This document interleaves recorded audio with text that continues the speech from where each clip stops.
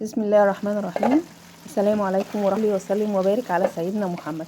هنعمل النهاردة الشاورما السوري. طبعا بتمن سندوتش ممكن نأكل 4 أفراد أو عيلة مثلا بتتكون من أب وأم وأطفالهم، أو 4 أفراد. معانا نص كيلو فراخ بانيه هنقطعها كده صوابع بالمنظر دوت، وعصير ليمونة كبيرة، وكوباية زبادي متوسطة. طبعا لازم الزبادي طبعا هنعمله بالمعلقة كده، علشان خاطر يعني يشرب التتبيلة بتاعتنا كده، تشرب من كل المكونات كلها كده مع بعض. مدة تتبيلة الشاورما السوري النهاردة أقل حاجة هتبقى ربع ساعة، وممكن تبقى من ربع ساعة لنص ساعة. بعد ما حطينا الزبادي هنحط شوية زيت، يعني حوالي معلقتين أو 3 كده،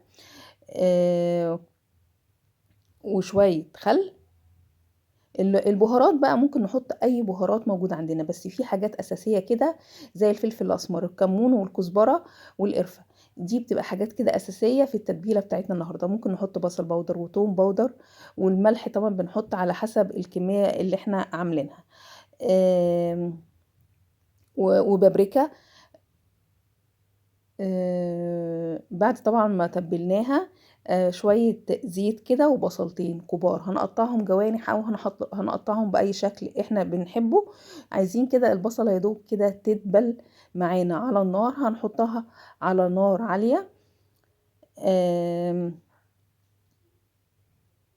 ما ننساش يا ريت نشترك في القناة ونفعل الجرس وندوس لايك حتى يصلكم كل جديد. الطريقة دي جميلة جدا، جربوها، رهيبة جدا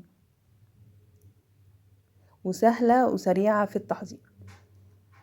بعد ما البصلة كده بقت معانا بالمنظر ده كده دبلت، هنجيب الفراخ البانيه اللي احنا تبلناها، او الشاورما اللي احنا تبلناها، وهنحطها كده مع البصل. طبعا النار معانا عالية، هتخر طبعا ميتها، هنسيبها على النار لغاية ما تشرب ميتها خالص وما بقاش فيها مية نهائي. هنغطيها كمان. بعد ما شربت ميتها كده تماما، معانا بقى طماطم مقطعينها برضو كده صوابع، وفلفل اخضر او فلفل الوان، الفلفل الموجود ومتاح عندنا.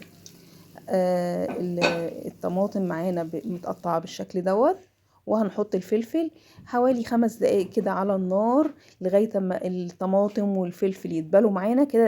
الاكله بتاعتنا كده تبقى خلصت جاهزه معانا. هي زي ما انا قلت كده ان هي اكله سريعه التحضير. اتمنى الوصفه تنال اعجابكم، والسلام عليكم ورحمه الله وبركاته.